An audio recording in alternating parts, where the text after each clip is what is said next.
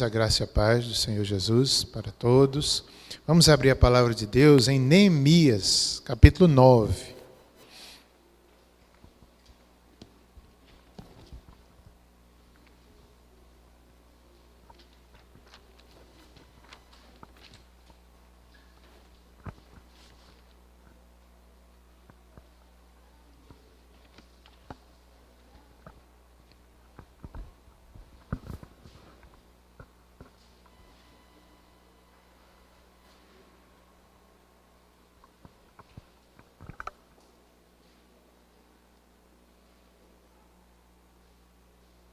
Crônicas, Esdras, depois Neemias.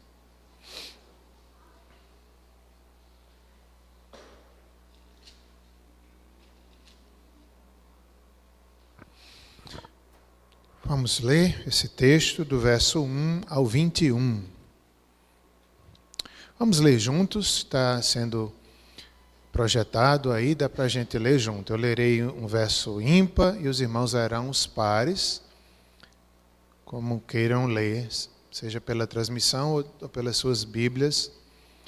Vamos ler. Antes mesmo da leitura, para que todos pensem, para que nós possamos entender a mensagem, devemos lembrar que o livro de Neemias é a história ali da volta do cativeiro, e Esdras já tinha vindo antes, cerca de 12 anos antes, já tinha colocado os alicerces do novo templo, e cerca de algum tempo depois, mais de 10 anos, Neemias vem. E a tarefa principal de Neemias era reconstruir os muros, que já poderia ter sido feito antes. 12 anos dava muito tempo. No entanto, foi muita luta, muita dificuldade, muitos adversários políticos, mas chegou a hora de reconstruir os muros. E aqui eu coloquei um tema nessa mensagem sobre reconstrução dos muros e do coração. Tanto para eles era uma reconstrução da fé, era um momento de renovação, que eles estavam abalados, eles estavam ali se levantando como nação, voltando do cativeiro, e ficou esse registro para os filhos, para os netos. Era um momento de renovação. Da mesma forma que os muros estavam sendo renovados, a esperança deles, a fé, a reconstrução do coração deles. Até que, nós vamos ver que no final dessa mensagem, eles são restaurados e eles fazem uma nova aliança com Deus. Ou melhor, uma renovação da aliança que já existia.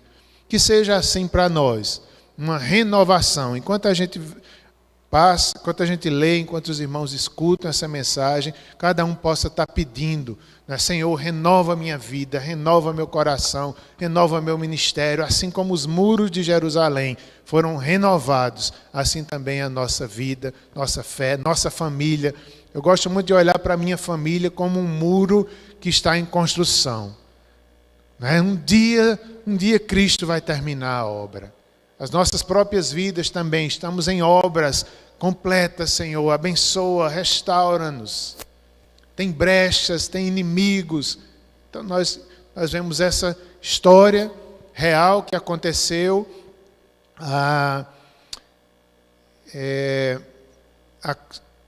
na época de 430 a 400 anos antes de Cristo. Muito tempo atrás, mas que ainda continua falando aos nossos corações. Diante disso, vamos fazer a leitura, um momento importante, onde eles ouviram a lei de Deus. Esdras era um escriba, era um sacerdote, ele desde o início, né, falou a restauração do templo, pregava para o povo. E aqui Neemias bota em prática o que Esdras tinha tanto falado. Chega a hora que Neemias, como governador, bota o povo para ler, faz cumprir o que Esdras queria, aí acontece essa renovação. E esse é um dos momentos lindos. Há um momento anterior que eles vão para uma praça, todo mundo junto, ouvir a leitura da lei de Deus. Aqui, provavelmente foi na frente do templo, todo mundo reunido, ouvindo, e ali houve um quebrantamento, houve um efeito no coração das pessoas. Deus falou, a multidão reunida. O muro já havia sido terminado e eles foram vendo Deus lhes dando uma nova esperança, que Deus não tinha abandonado o seu povo. O templo foi reerguido, agora os muros, eles estavam animados a continuar. Deus não desprezara o seu povo. Diante disso, vamos fazer a leitura do verso 1 até o 21. Veja que dia importante. No dia 24 deste mês, se ajuntaram os filhos de Israel com jejum e pano de saco e traziam terra sobre si.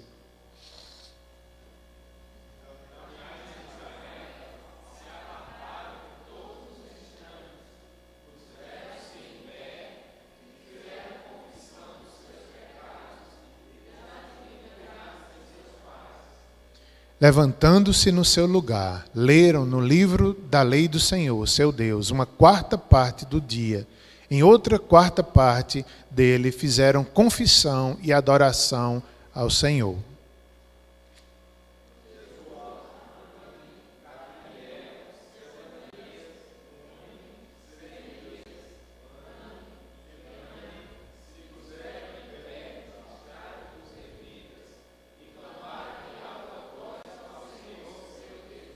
Os levitas, Jesua, Cadmiel, Bani, Hassabneias, Serebias, Rodias, Sebanias e Petaías disseram: levantai-vos, bendizei ao Senhor, vosso Deus, de eternidade a eternidade. Então se disse: bendito seja o nome da tua glória, que ultrapassa todo bendizer e louvor.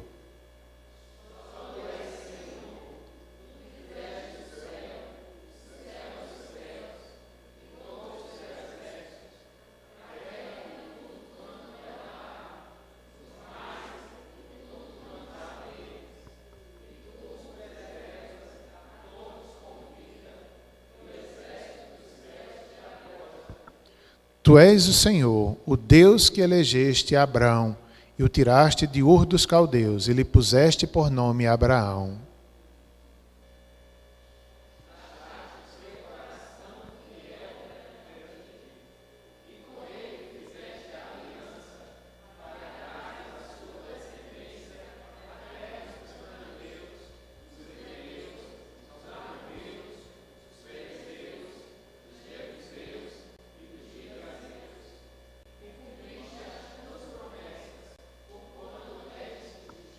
Viste a aflição de nossos pais no Egito e lhes ouviste o clamor junto ao Mar Vermelho.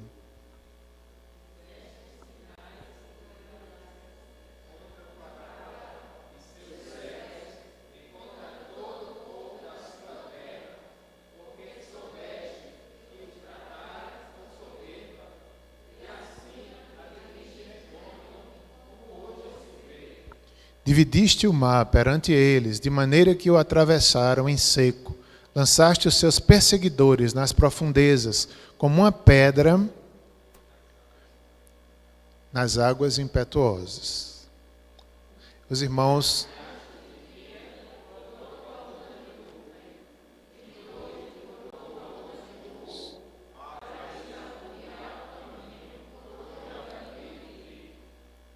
Agora é o 13, Desceste sobre o monte Sinai, do céu falaste com eles, e lhes deste juízos retos, leis verdadeiras, estatutos e mandamentos bons.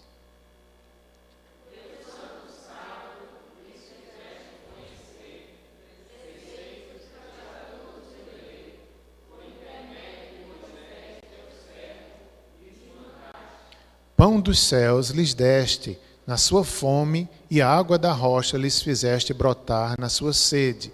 E lhes disseste que entrassem para possuírem a terra que com mão levantada lhes juraste dar.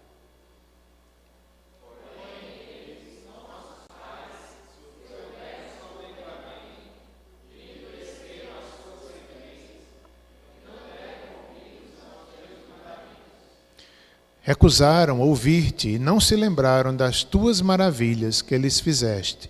Endureceram a sua cerviz e na sua rebelião levantaram um chefe, com o propósito de voltarem para a sua servidão no Egito. Porém tu, ó Deus, perdoador, clemente e misericordioso, tardio em irar-te e grande em bondade, tu não os desamparaste.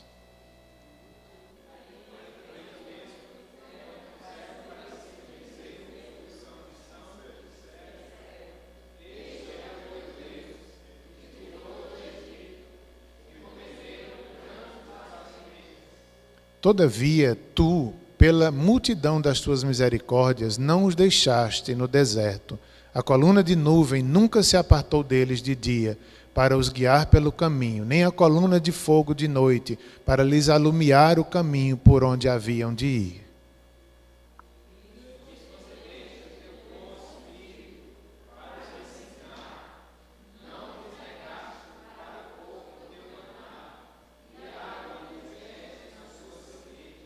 Desse modo, os sustentaste 40 anos no deserto, e nada lhes faltou.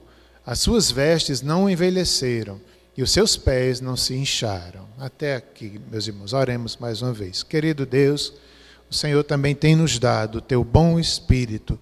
Mais uma vez nessa noite, o Espírito Santo nos ensine, nos encha de fé, renove nossas vidas, nossa esperança, nosso coração a cada dia. Perdoa nossos pecados em nome de Jesus. Amém. Bem, irmãos, o livro de Neemias, como já falei, não é? 13 anos depois de Esdras, vem Neemias. Algo bonito na vida de Neemias era que ele não era um sacerdote, ele não era um escriba, um estudioso da Bíblia, ele não fazia parte dos sacerdotes. Ele era um homem, digamos assim, comum, um servo de Deus, piedoso, estava na Babilônia, ele era copeiro do rei. Isso é muito significativo, né? Deus usa quem quer, Deus chama quem quer, como quer. Isso é tão importante. Outro detalhe aqui no livro é que existe uma lista daqueles que fizeram compromisso com o Senhor e de repente o nome de Esdras não aparece. É como se o próprio Esdras, para que Deus fosse glorificado, ele permitiu, não precisa ninguém me elogiar, não precisa ninguém ver que foi eu que fiz. Então é isso, Deus usa quem quer, como quer, usou Esdras mesmo parece que saiu de cena, para que Deus apareça, não Esdras. Neemias, um copeiro, é usado ali com coragem e se torna até um governador por cerca de 12 anos. Mas ele prometeu voltar para a Babilônia depois disso. E ele tinha um espírito ativo e vigoroso. Eu fiquei pensando, quando eu olhei, não é, pensando em mim mesmo, pensando nos irmãos, no caso de Neemias, ele era ativo e vigoroso. Eu pensei em mim, eu digo, eu nem sou ativo, nem sou vigoroso. Não tenho muito vigor, nem sou uma pessoa ativa. Essa semana, eita Simone, me veio à cabeça, eu vou dizer. A gente hoje, quando ia chegando aqui pertinho, tinha um bocado de cachorro, sabe? Ali na rua. Aí tinha um bem quietinho, assim, tranquilo. Simone disse, olha, parece contigo. Bem tranquilo, parece que não está acontecendo nada.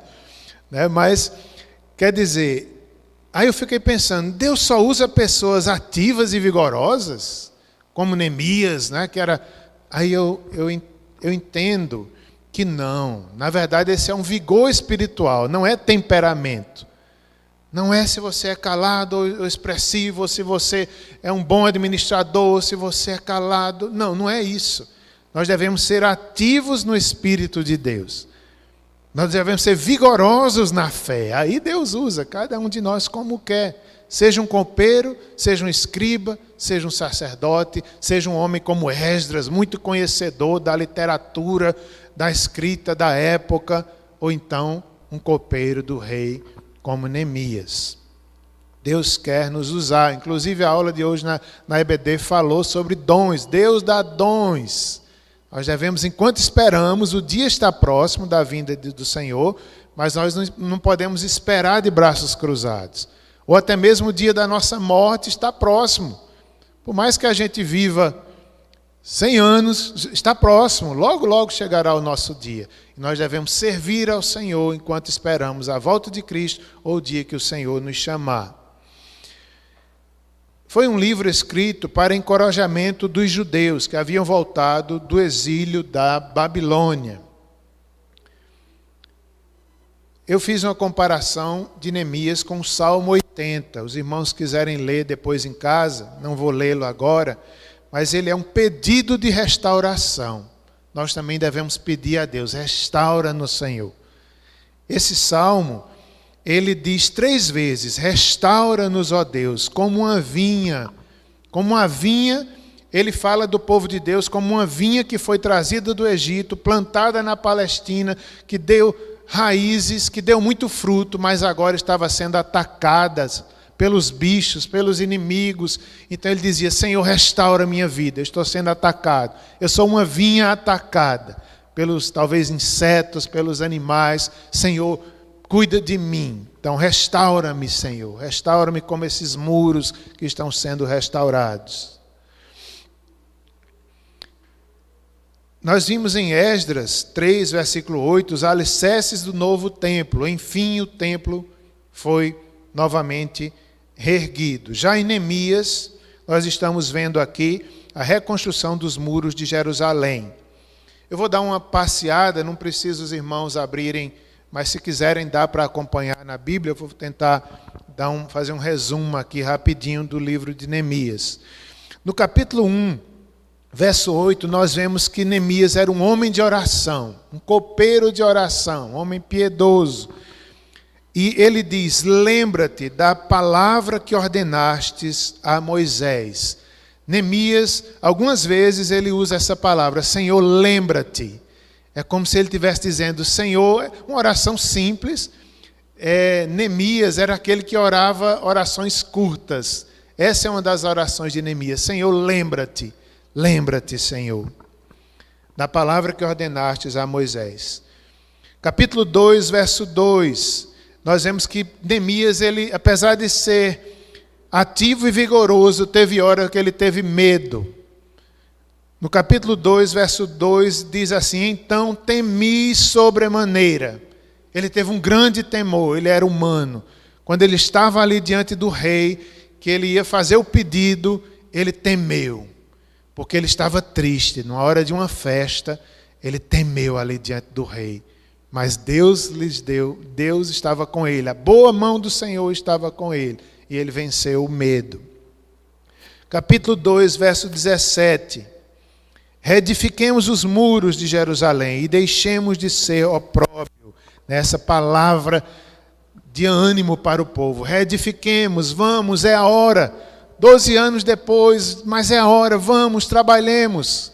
Deus está conosco, a boa mão do Senhor está conosco. Vamos, não desanimemos. A nação de Israel vive, ela continuará cumprindo seus propósitos. Capítulo 2, verso 18, o povo diz, então disseram, disponhamo-nos e edifiquemos, e fortaleceram as mãos para a boa obra. Quer dizer, o povo respondeu dizendo, sim, vamos, nós queremos, vamos trabalhar. E fortaleceram as mãos para a obra. Inclusive, havia momentos que eles trabalhavam com a mão e na outra segurava a arma, porque os inimigos estavam atacando. Que tempo difícil. Eles ali trabalhando com a arma na mão.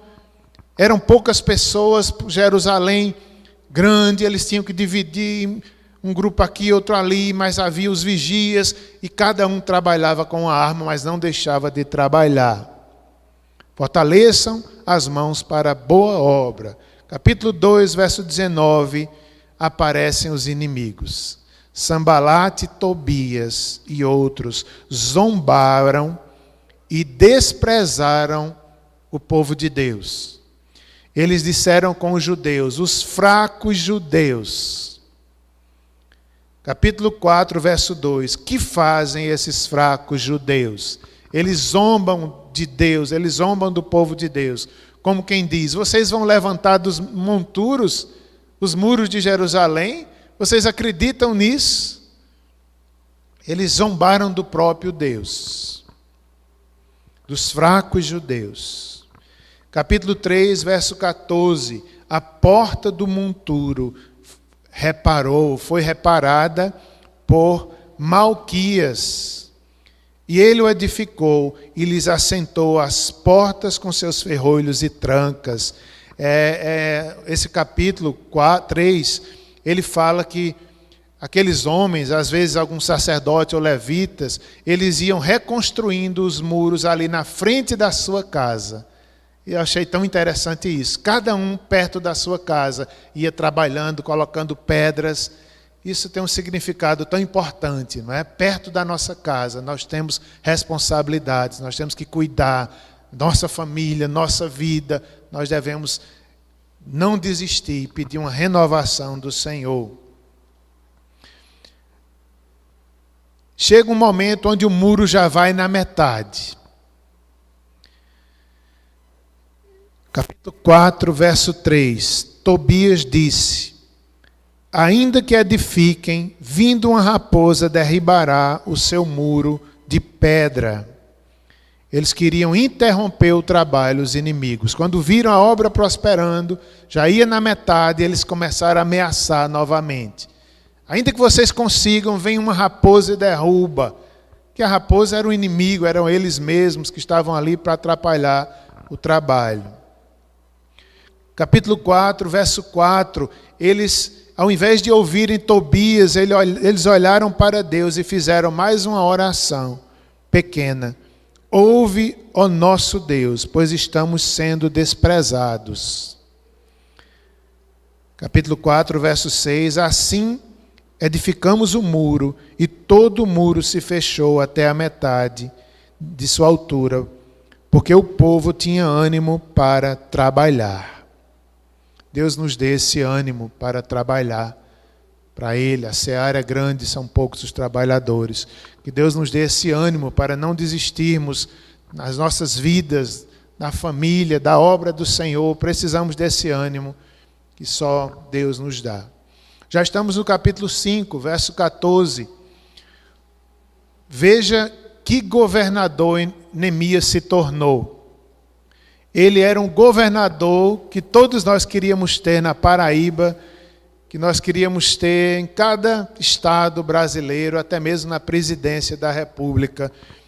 12 anos. Nem eu, disse Neemias, nem meus irmãos comemos o pão devido dos governadores. Que lindo, não é? Ele tinha direito como governador, mas ele não quis, talvez, salário. Talvez ele não quis o luxo dos governadores, nem ele, nem os companheiros dele. Isso, que lindo. Se a gente tivesse políticos assim, governador como Neemias, todo o direito que eu tinha como governador, eu não quis. A Bíblia nos informa que o povo estava pobre e ele não queria tomar do povo aquilo que eles não tinham. No final do capítulo 5, verso 19... Neemias espera a recompensa de Deus por tudo que fez. Ele olha para Deus e faz mais uma oração. Ele não espera do povo um presente, uma recompensa, um luxo, uma casa nova. Não, ele olha para Deus e diz mais uma vez: Senhor, lembra-te de mim. Olha que oração linda de Neemias. Mais um lembra-te. Senhor, lembra-te de mim para o meu bem, ó meu Deus. Ele queria só isso, ele queria a bênção de Deus, ele queria a recompensa eterna, não a recompensa daquelas pessoas. Capítulo 6, os inimigos conspiram para intimidar Neemias. A obra já estava pertinho de terminar, o muro já subiu mais da metade, estava quase terminando, vêm novos inimigos e eles conspiram para intimidar Neemias. Eu tinha edificado o muro e que nele já não havia brecha nenhuma. Que coisa linda, né? Estava todo já fechadinho, não havia portas, mas estavam bem adiantada a obra, não havia brecha nenhuma. Foi uma tentativa final de prejudicar Neemias e ali a construção dos muros. Eles quiseram prejudicar Neemias, assustá-lo e lançar Neemias no descrédito das pessoas. Veja que inimigos terríveis. Eles não vêm por brincadeira. Aqui nós lembramos, né, de Satanás. Satanás, quando ele vem nos atacar, ele não vem com pena, não. Ele vem para tirar, para destruir, para cirandar, para fazer o muro parar. Seja a nossa vida, seja a nossa família, seja a igreja. Ele quer fechar a igreja, né? Ele quer destruir família, ele quer destruir nossa fé. Então, é igual como diz aqui, ó, ele veio para prejudicar Neemias, assustá-lo e lançar Neemias no descrédito. Então, ele tentou prejudicar, não conseguiu. Neemias percebeu.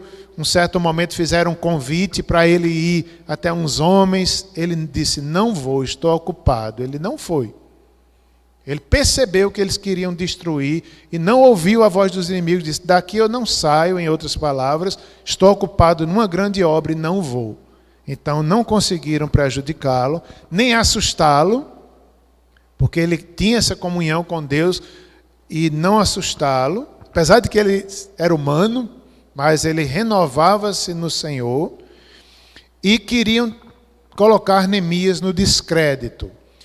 Meus irmãos, chega um ponto onde se levanta um profeta, falso profeta, e dá a Neemias algumas estratégias, e diz, Neemias, vão te matar. Hoje eu não sei se hoje ou qualquer noite dessas, eles vêm de noite e vão te matar. Neemias se esconde dentro do templo. Olha o que o profeta mandou Neemias fazer. Diz a Bíblia que Neemias conheceu que não era Deus. Porque Deus deu discernimento e Neemias não era sacerdote, não poderia entrar dentro do templo.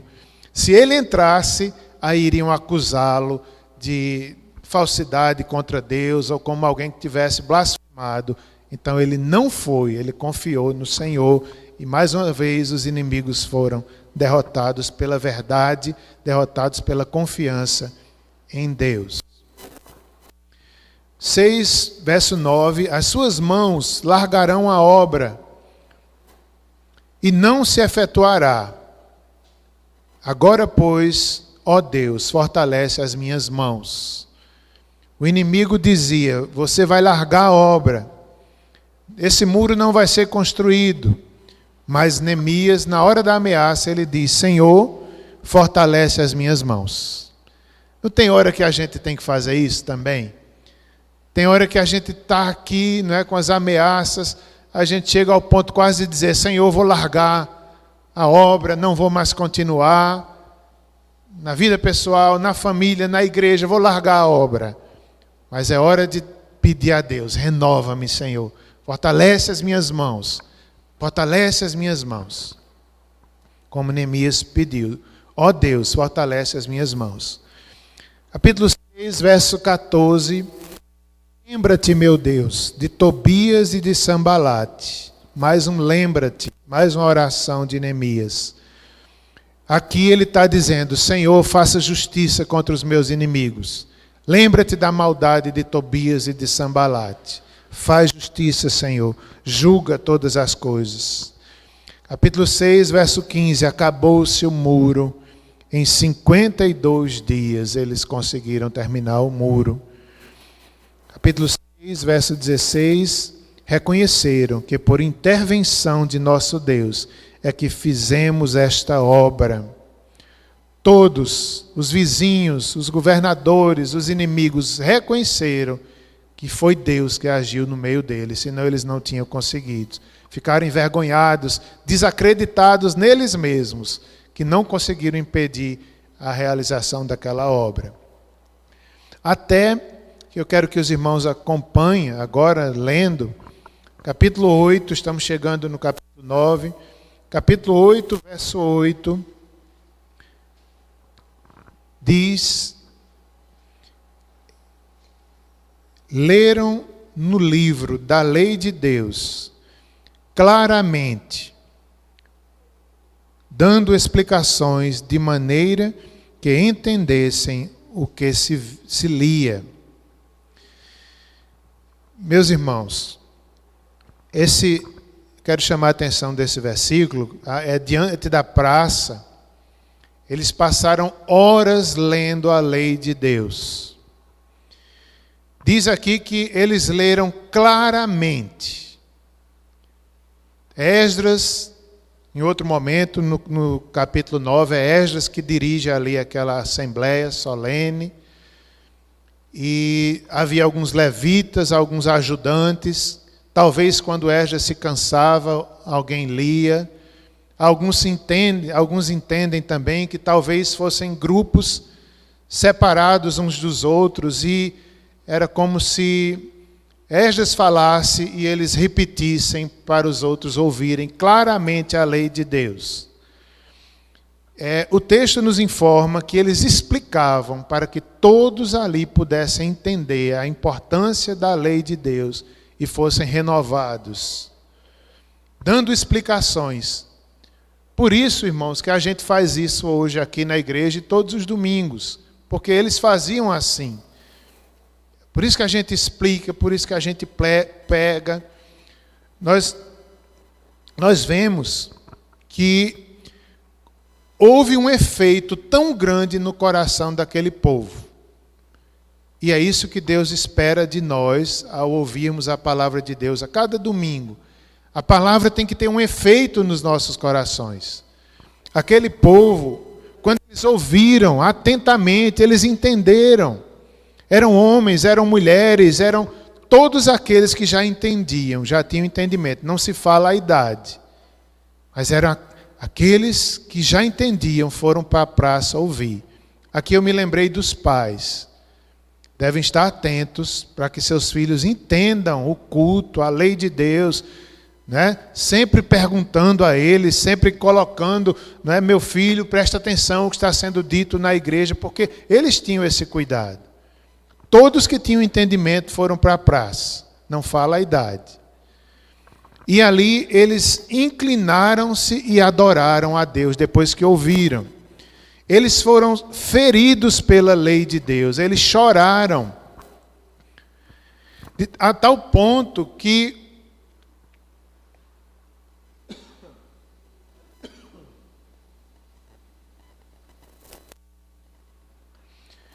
veja que interessante isso. Quando eles ouviram a lei de Deus, eles choraram, porque a lei de Deus fere o nosso coração. Ela mostra como somos incapazes de chegar perto de Deus. Ela mostra nosso pecado.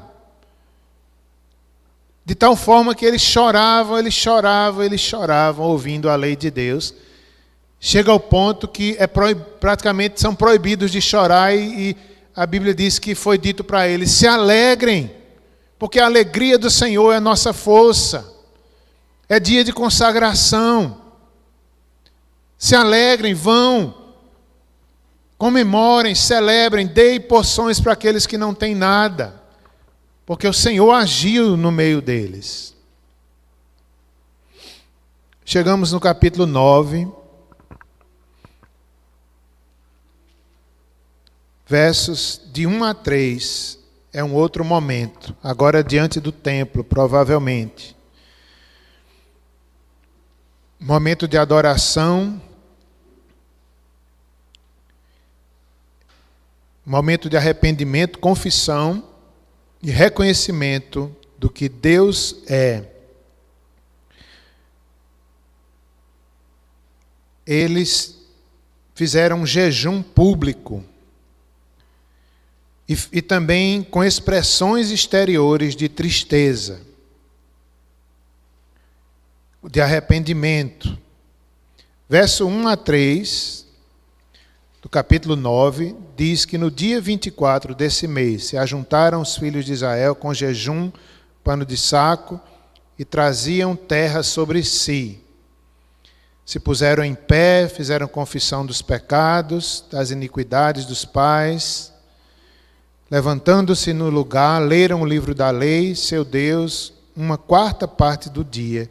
Em outra quarta parte dele fizeram confissões e adoraram ao Senhor, seu Deus. Veja que dia diferente. Se no capítulo 8 eles choraram e depois mandaram eles se alegrar, agora era tempo deles chorarem. Era tempo deles se arrependerem. Inclusive a Bíblia diz, há tempo para todas as coisas, há tempo de sorrir, há tempo de chorar. Aqui chegou o tempo de chorar. E eles colocaram, como diz aí, pano de saco, jejum, traziam terra sobre si ou cinza, eram expressões de tristeza, de arrependimento. Eles estavam dizendo: nossos pais pecaram, nós também pecamos. Que dia marcante. Eles estavam ali renovando a vida, renovando a fé, renovando a aliança com Deus. E primeiro era necessário arrependimento. Se reuniram para confessar os pecados. Eles se apartaram, diz o texto, eles se afastaram do pecado. Provavelmente, irmãos, nós vemos lá em Esdras que um dos pecados deles era que eles casaram com mulheres estrangeiras. Parece que eram mulheres bonitas, mas eram idólatras e eles se contaminaram. E Esdras exorta eles a devolverem aquelas mulheres e os filhos. Que momento difícil, que coisa difícil. Parece que eles voltaram para essas mulheres e aqui estavam se arrependendo novamente. Estavam aqui arrependidos. Se separem do pecado e busquem a Deus. Um jejum ocasional. Não era uma festa solene, festa do tabernáculos ou Páscoa. Não, era um jejum ocasional que o Espírito de Deus ali tocou e eles vieram diante do templo confessar e renovar suas vidas para com Deus. Um dia de humilhação.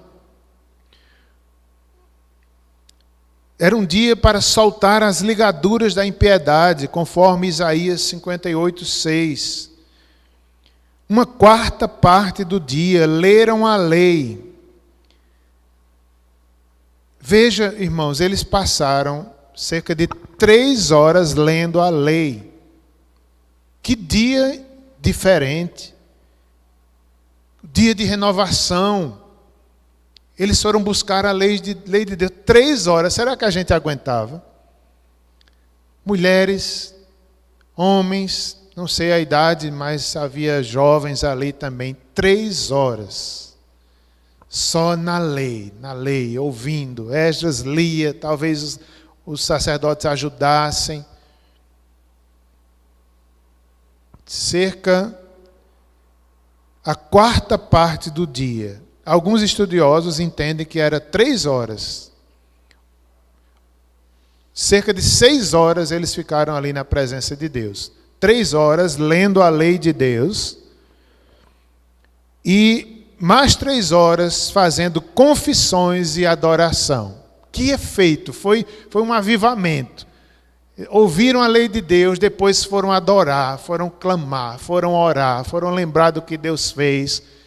No final disso, eles renovaram a aliança. No final disso, eles se renderam, eles se entregaram e saíram com os corações renovados diante dos feitos do Senhor.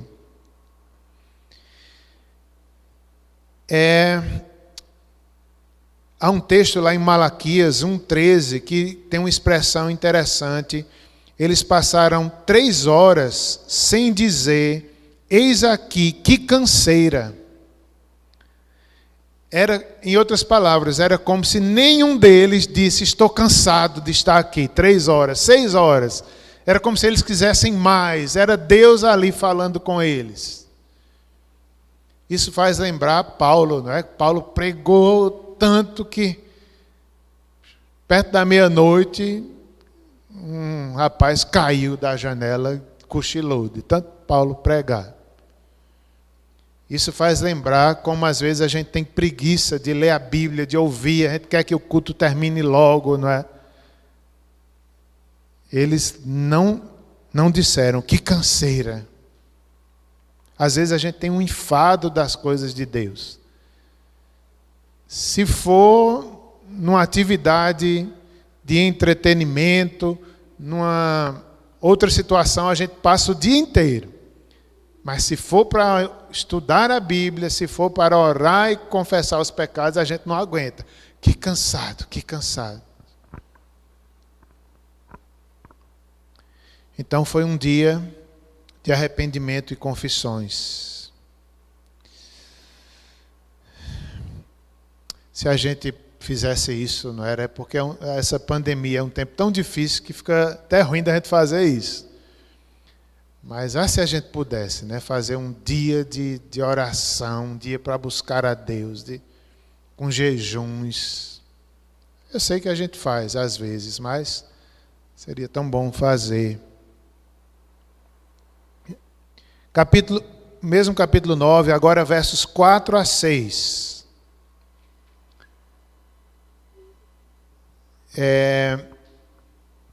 Só antes de falar dos versos 4 a 6, algumas expressões daquele povo.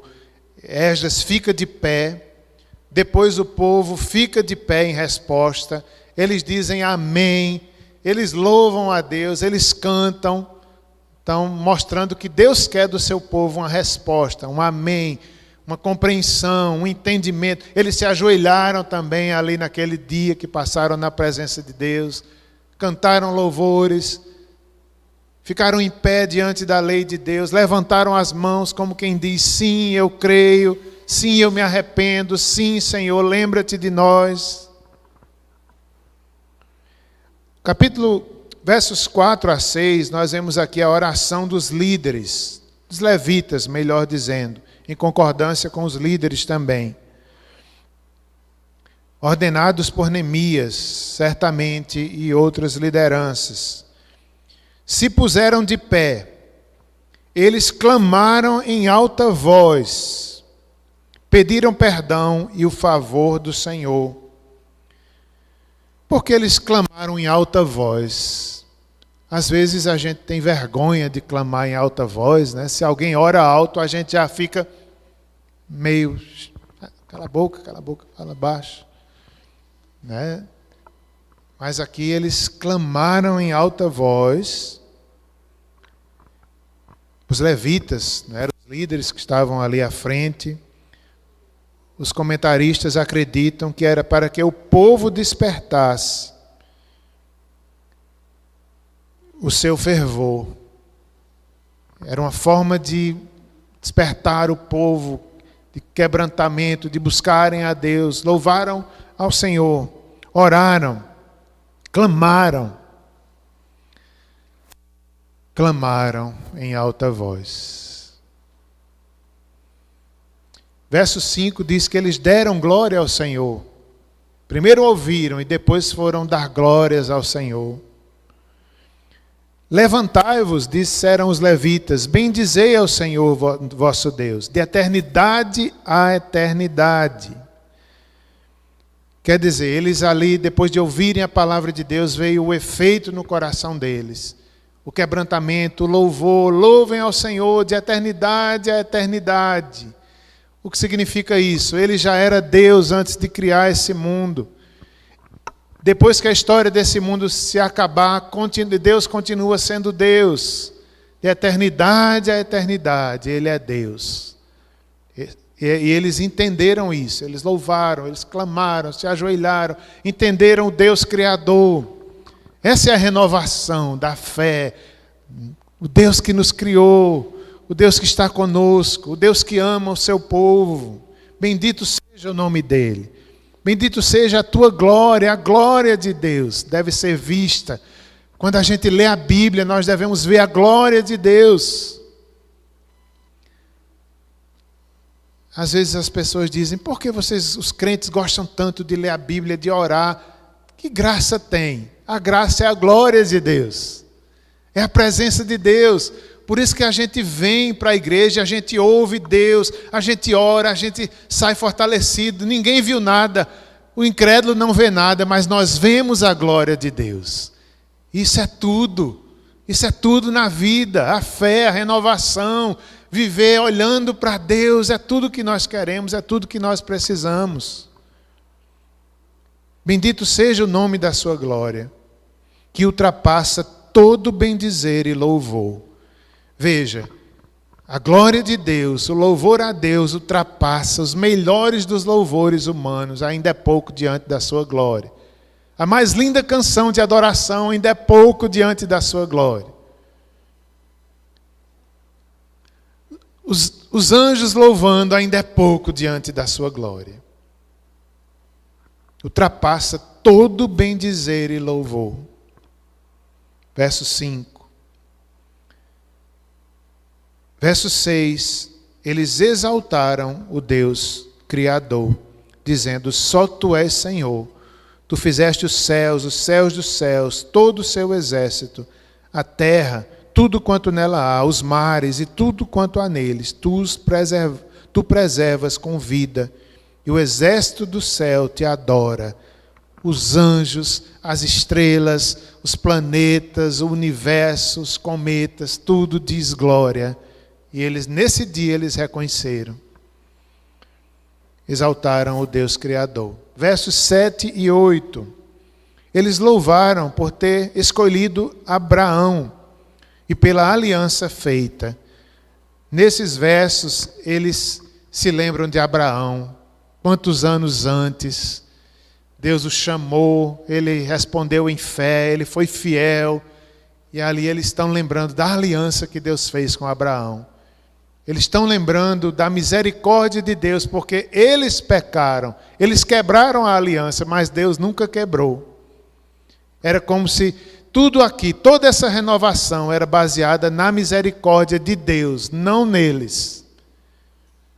Era como se eles entendessem ali: Senhor, se não fosse o Senhor, jamais nós voltaríamos para Jerusalém. Se não fosse o Senhor, a Tua misericórdia, nós não poderíamos nem provar dessa renovação. Eles se lembram de Abraão e da aliança, que não foi quebrada por Deus, por eles foi.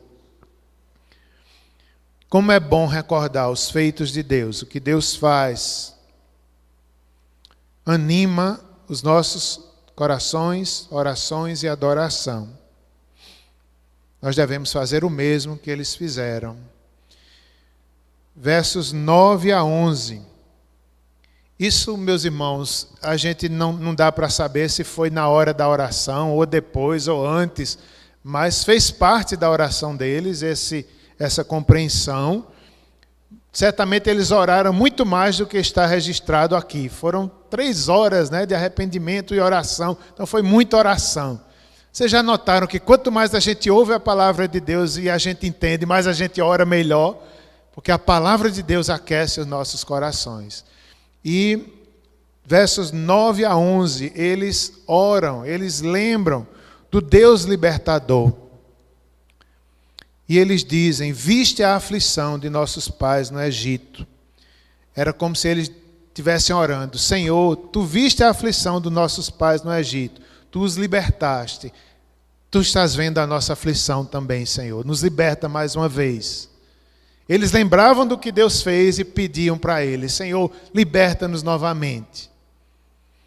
Ali também, lhes ouviste o clamor junto do Mar Vermelho. Era como se eles dissessem: Senhor, aquela situação foi tão difícil no Mar Vermelho. O inimigo vinha atrás deles, o Mar Vermelho adiante. Era como se eles estivessem ali derrotados e não tinham o que fazer. Sentados à beira do mar, dizendo: chegamos ao fim. O inimigo vem aí e o mar está diante de nós, chegou o nosso fim. Mas não foi. Deus agiu, Deus abriu o Mar Vermelho e ali foi um livramento. Era como se ele dissesse: Senhor, nós estamos assim, não sabemos o que fazer. Perdemos. Não sabemos o que fazer, mas Senhor, abre o Mar Vermelho mais uma vez, Senhor. Faz algo novo, abre o Mar Vermelho mais uma vez. Que oração linda. Ouviste o clamor junto ao Mar Vermelho.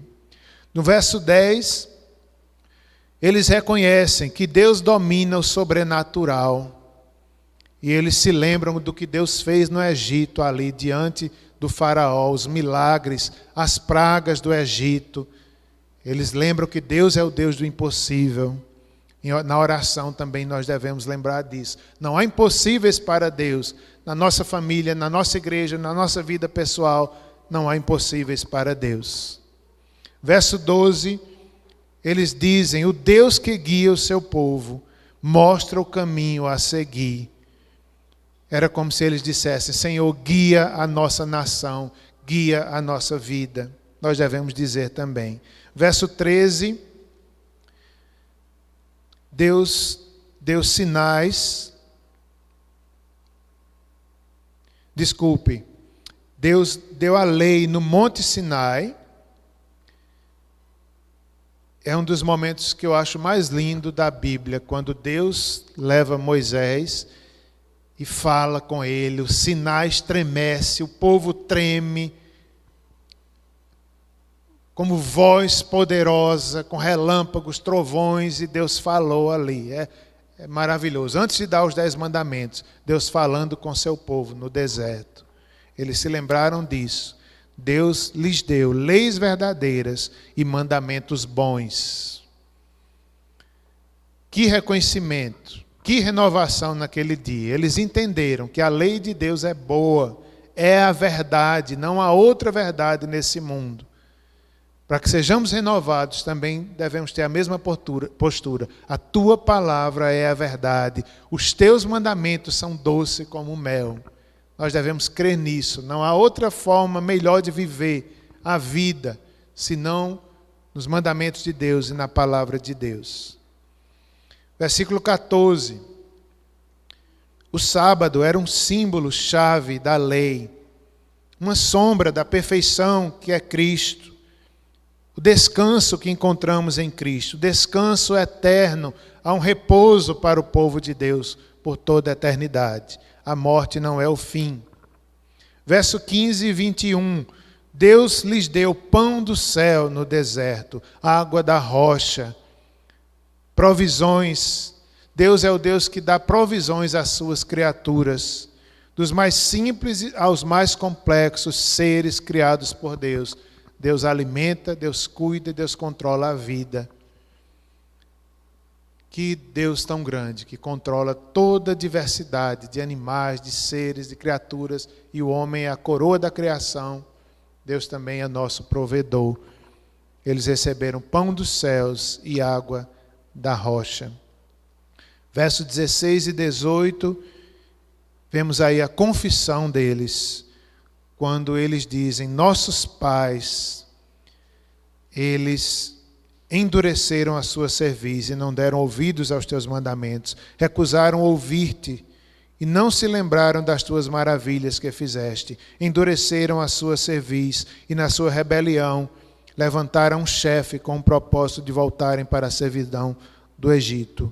Então aqui eles confessam como é importante, antes da renovação, haver uma consciência do pecado.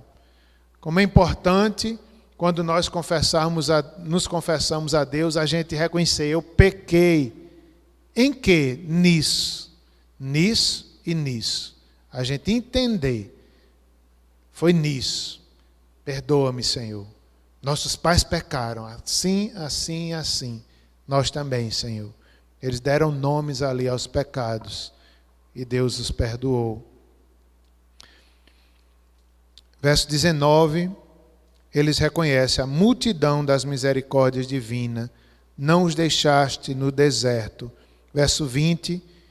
E lhes concedeste o teu bom espírito para os ensinar. Que bênção, irmãos, que Deus sempre deu ao seu povo. Foi o seu bom espírito. Lembram quando Jesus foi aos céus, ele disse, enviarei o espírito da verdade, que vos ensinará todas as coisas, não vos deixarei órfãos. Que bênção na vida do crente é o bom Espírito Santo, que nos ensina, que nos dá fé, que nos anima, que nos restaura.